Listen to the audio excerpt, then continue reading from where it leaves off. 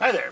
So I did a video showcasing a bunch of Bowsers in a similar pose leading up to this guy, the first four figures Bowser statue. Now, if you're going for detail, you can't beat first four figures. I mean, they're going to get it right every time, especially nowadays.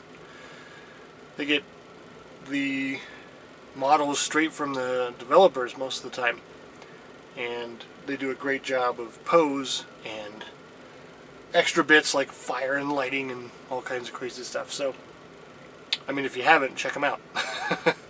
First4figures.com. So aside from Beastie over here, I did open a bunch of my figures for Bowser that I hadn't opened previously for that video. And for those that have watched for a long time, you know I don't like opening things. Well, after I opened this guy, I kind of wanted to, I don't know, do that video, so I opened a bunch of them. I'm going to put them back in the box after this video, but it'll be obvious they've been opened, but it's not that big a deal. Especially to, I mean, it might diminish the value a little bit, but I don't know, the video was worth it. It was a lot of fun. And anyway, now I get to do another video and review these guys. When I was putting together this guy, he's the Taito Bowser Deluxe figure, or DX figure, or whatever it is. And yeah, he's huge. But when you're putting together, you realize that he is hollow, which isn't surprising. I mean, a figure this size, to have it not be, would be crazy. And he'd be very, very dense. But the plastic that they used is very cheap and thin. And you know, there's no detail here. It's just what they were going for is size. So you're not going to get like the bits on his face, the crinkles like this has, his scales and whatnot. But you put on every spike. So it's like a model kit almost that you put together. You put his arms together and his legs, which aren't exactly the easiest things. Then you throw his tail on there, which is designed to fit his shell. So you can see that spike is formed so it fits around his shell. So there's give and take of his pose. It is a good pose. The fact that he's looking up is interesting since he's such a big figure. And I have no idea where I'm going to put this because he's so big. He takes up a lot of room. But that's Bowser, you know. So, let's move on to the next biggest. And this is the World of Nintendo figure. Pretty sure that was the next biggest. And this guy, not the best. But he's, you know, cheap for his size, because it's Jakks. So we have kind of a weird paint job on some of the horns, and I mean the spikes on the back have some painting issues. And he's, you know, he's articulated, but he doesn't move all that much. Like, you're not going to get a whole lot out of him. His claw kind of moves up and down. It does turn. Well, maybe not. Yeah, he turns a little bit. But very limited. And it seems like he's, I don't know. If I tried to move him too much, I feel like he'd break. The legs are less stiff than the arms. And that's always sort of an individual item thing. I've always found that as far back as I remember, like buying Ninja Turtle figures, that some figures, even ones I got duplicates of, some would have stiff arms or just a stiff leg or something, where the other one wouldn't. So that's just kind of an individual basis thing. His tail does wag, so that's a bonus on this one, I guess. But you can see there's like a divot in his shell for where his hair is. And if you look at his collar around his neck, I mean, what were they thinking? That just looks ugly. I mean, I guess they wanted to maybe have some head tilt, but this head ain't tilting. Especially once they made the shell decision. So why they couldn't make a shell or the collar look good is beyond me, but it's it's hurting a little there, in my opinion. It gets a ding. Okay, so next up is a pretty rare figure, this Super Mario 64 Bowser. And I remember it being weird when I first saw it because of his coloring, and coming out of like it was like mid 90s when this came out, and I was still pretty attached to the Super Mario Bros. Super Show where Bowser was all green. But this is his traditional coloring. But this, you know, Super Mario 64 kind of changed a lot of things about the series. Like, this is now the Bowser, and Princess Toadstool is Peach. So, I mean, I come from that era where things are a little bit older. So yeah, you see the design is, I mean, the sculpt isn't great. He's a standing figure. He has a little hole on the bottom here. I mean, it seems like he could squeeze, but he doesn't squeeze. It's very hard plastic. It's got good detail from when it was made. But I did not buy it because it was a Nintendo Super Power Supplies catalog item. I don't know why that was so tough. And I remember getting the Mario and skipping the Bowser, but it was a set, so I had to go back and find this one. But when I found it, I wasn't paying too much, but I'm assuming it'd be quite expensive now. Collar is, again, kind of weird, but, you know, Bowser is really hard to make a figure out of. Because you have to think about, like, do you want detail, or do you want size, or do you want articulation? And with Bowser, you can't have all three. So this is the Super Mario Land figure, collection figure. And this one I was really impressed with. I had never taken them out of the box, and the pictures on the box certainly don't do it justice. Most of the pictures on here are either small or they depict the computer art, but the one on the back shows the figure, but it just doesn't do it justice until you open it up. The detail on this is great for this figure. I mean, even the elbow has different patterning than the rest of his body. Now his knees don't, but that's okay. See, there you go. The collar can be done. This is an earlier figure too. I think this is what, 2003? Let's see.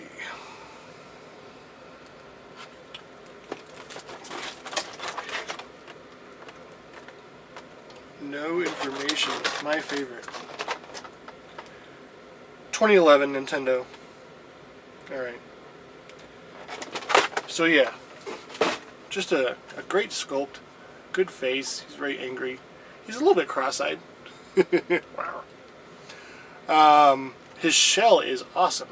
Like this little tortoise stuff. The first four figures doesn't have this kind of styling on here. It just has, and I doubt you can see it at your angle, but I can't lift the guy right now. It has texture, and it's interesting, but it's not this sort of,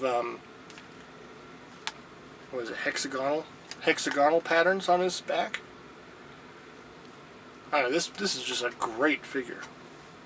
It's kind of a shame he doesn't move. He's on this platform that you just kind of throw him on. Yeah, out of all of them in this set, this is probably the best one, and he is heavy. He's got some heft to him, so I like that one. Next up, I'm going to show you the, and I still have the little plastic collars on them, because I'm going to put them back in the box, but this is the SH Figuarts figure, and I don't know what it was about this figure, but there was like weird dust, and you can still kind of see it on there.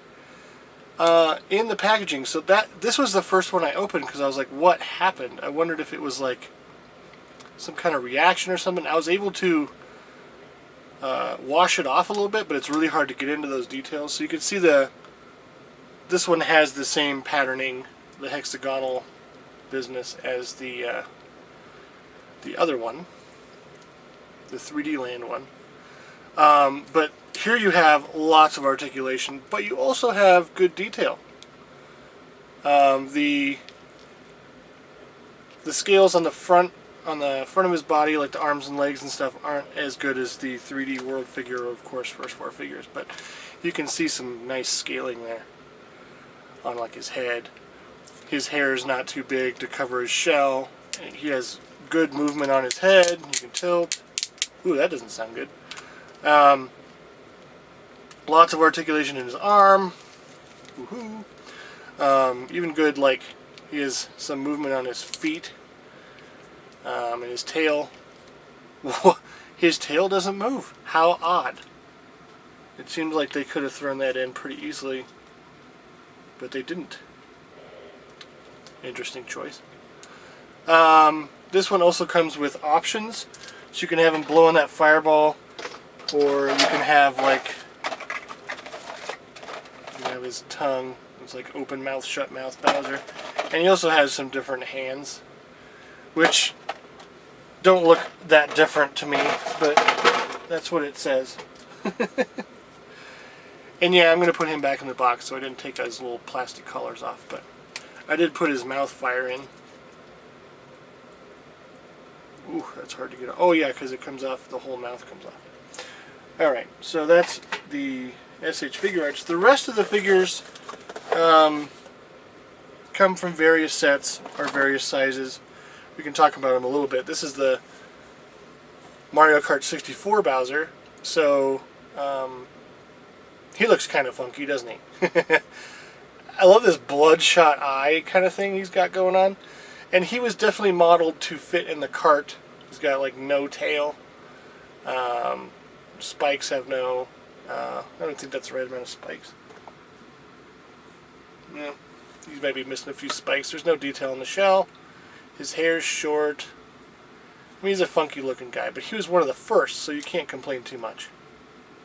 This is the Toy Biz Mario Kart 64 Bowser figure. Let's see, next biggest is a McDonald's toy that I think the action was like to throw. I think that shoots out of him, but this one's busted. Most of these are pretty much the same size. This is the Super Mario Banpresto set of keychains that Bowser was a part of. That was one of the first really good sculpts of Bowser that we got. Let's see, this is a 2008 figure.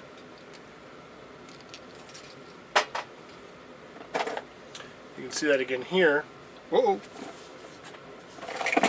We've lost an arm. There it is.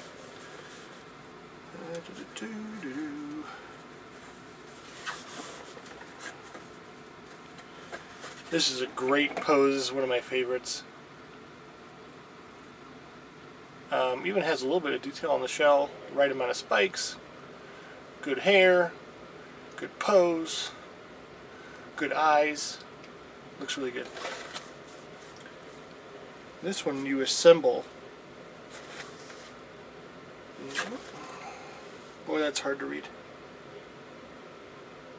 Made in China. It's a Yujin figure. Whew. 2007. Okay.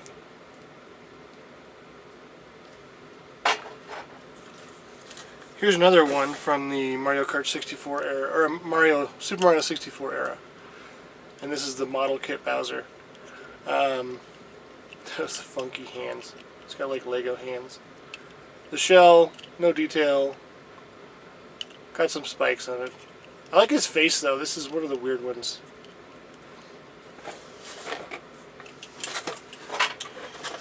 The rest are pretty comparable. This is probably the biggest of the rest. This is Mario Kart 8.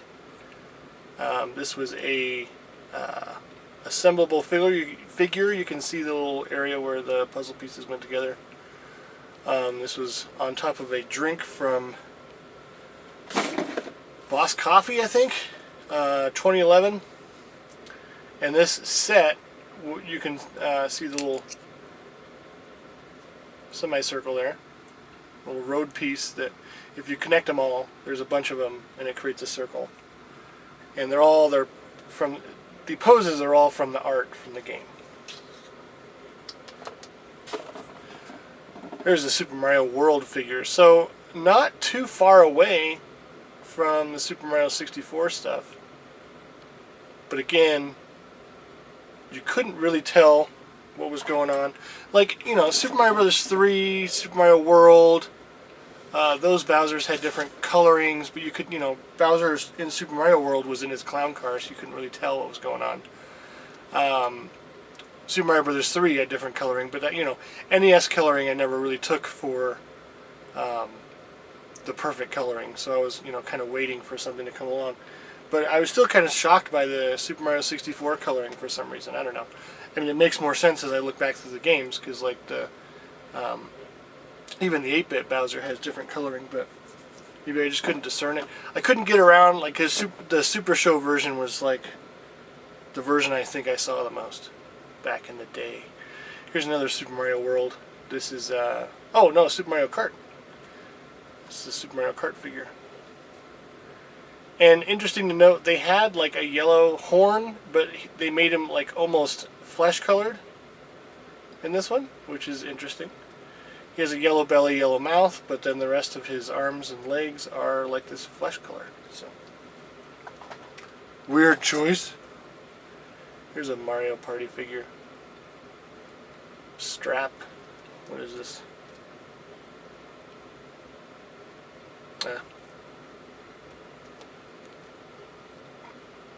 Just says Nintendo on it. I'm sure I have information on it somewhere.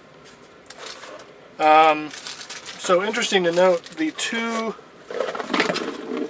Mario Party items,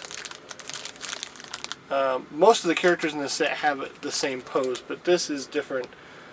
Lock Bowser has the open arms, and World Bowser has the finger puppet. Has the closed hands. I'm not sure why they did that. The rest of the sculpt is pretty much the same. So there you go. That's from Mario Party. Just a few more left. Here is another Super Mario World. There you go, World figure. There's also a stamp of him like this. And what I was looking for in figures is that, for the video I did before this, was the arms could be up for the most part, and he had the right coloring, and also it was painted. I mean, a lot of the figures I have aren't painted, and a lot of the figures have weird painting, so I tried to get it as close to the first four figures so I could kind of lead up to it. And that was fun. Here's another set. These come from two different sets. Both of them just say Nintendo, but I think it was like Eugen.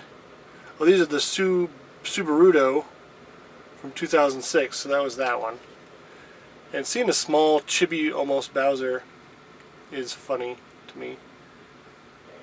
And then there's this guy. So very similar, even with the feet being hollow and whatnot. So it's almost like same company, different pose. But this one's 2005 Tomy. So just, you know, artist's interpretation of the art, sculptor's interpretation. Here's the little Choco figure. And I'm really surprised with the detail they're allowed to get into these Furuta Choco figures. You can see there's even detail on the shell. And, I mean, he's smooth throughout, but you can't ask for much at this size. But look at that, it's great detail. I love the Choco figures. So that's all I've got. I've gotten through all the Bowsers I think I showed in the video. That was a lot of fun, just stacking them all up like that to show you guys. So, thanks for watching.